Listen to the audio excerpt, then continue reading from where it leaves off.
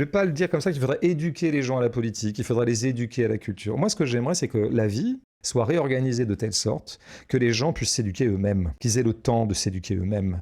Parce que si tu développes le périmètre sensible des gens, si tu augmentes leur périmètre sensible, alors que je crois que toute la société œuvre à le réduire, fatalement, la politisation, elle vient mécaniquement.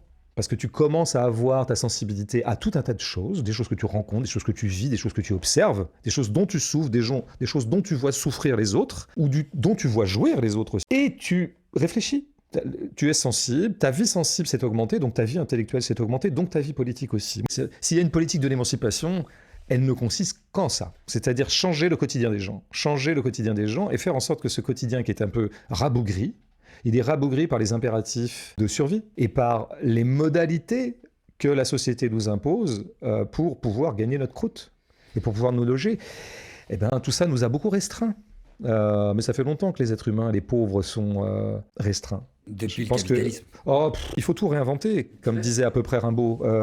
Tout est à faire et tout est à refaire. Il faut enfin que l'humain advienne et accède à la totalité de sa puissance. C'est ça pour moi le programme de la politique, c'est un programme vitaliste.